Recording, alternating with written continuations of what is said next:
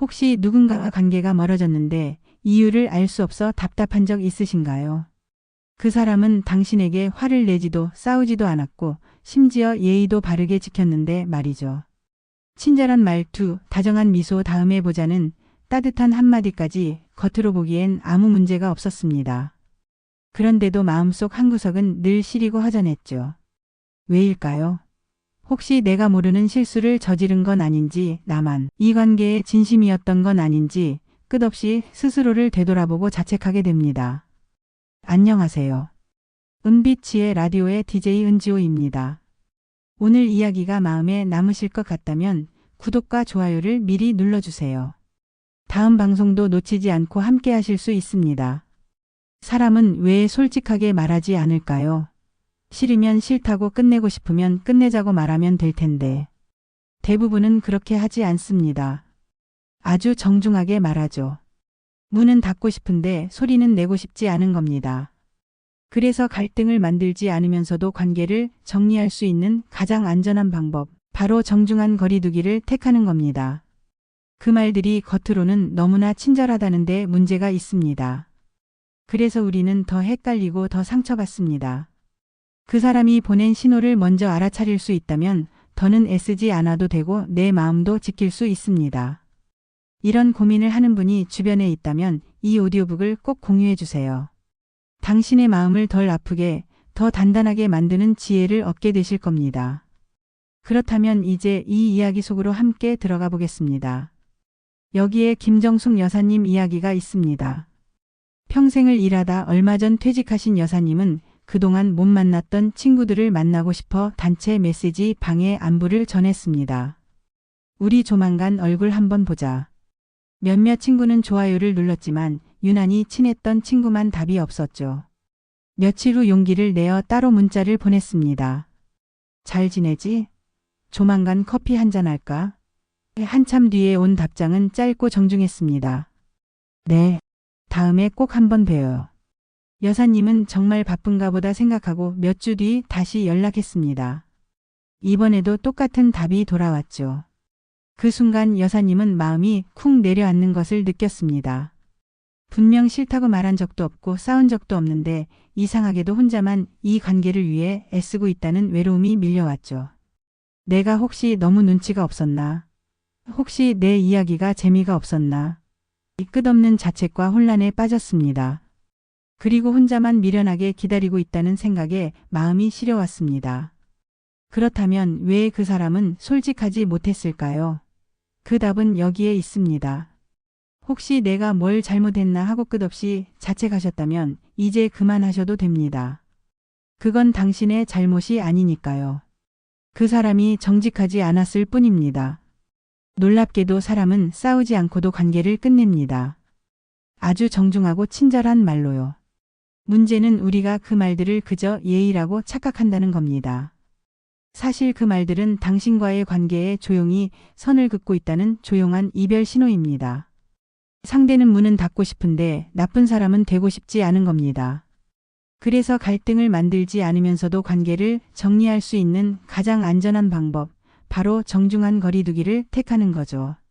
그 사람은 이미 멀어지고 있었는데 나는 아직도 그 안으로 들어가려고 애썼기 때문에 혼자서 상처받고 혼란스러웠던 겁니다.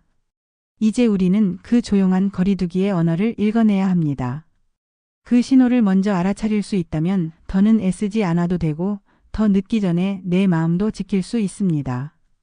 당신의 마음을 덜 아프게, 더 단단하게 만드는 지혜를 얻게 되실 겁니다. 그렇다면 이 정중한 거리두기의 신호들은 어떤 모습으로 나타날까요? 여기 한 가지 이야기가 있습니다. 박 선생님은 늘 존경했던 강 선배님과 관계를 이어가고 싶었습니다.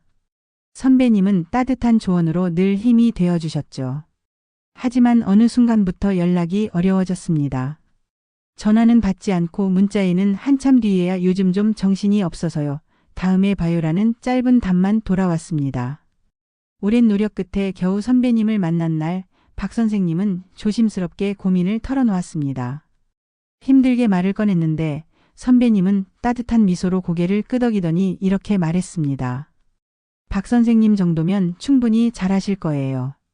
그럴듯한 칭찬에 처음엔 고마웠지만 그 뒤엔 어떤 실질적인 조언이나 도움도 없었습니다. 박 선생님은 혼자 내가 너무 귀찮게 했나, 나만 기대했나 자책하며 마음 아파했습니다. 하지만 시간이 흘러 깨달았습니다.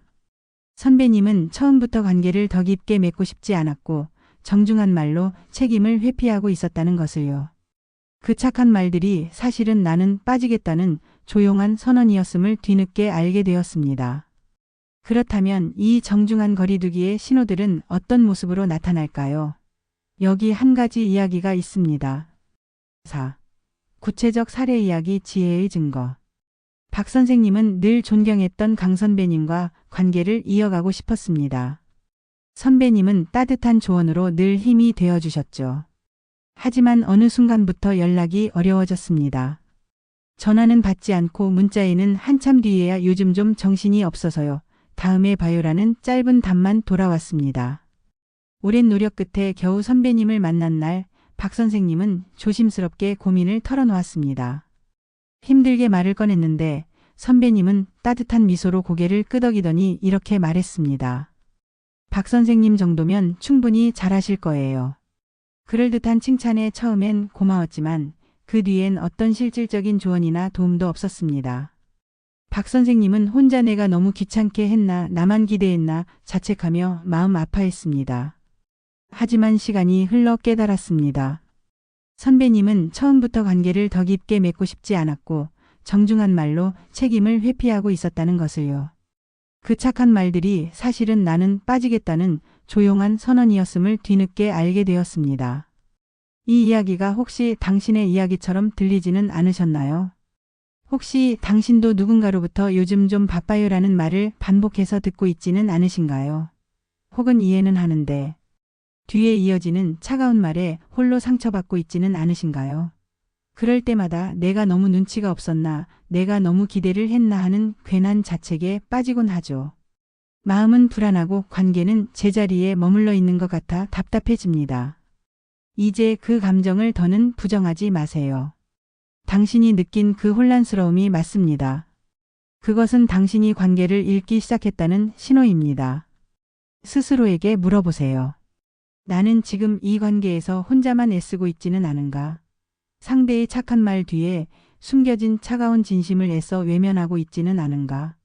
이제 당신의 마음이 보내는 신호에 귀 기울일 때입니다.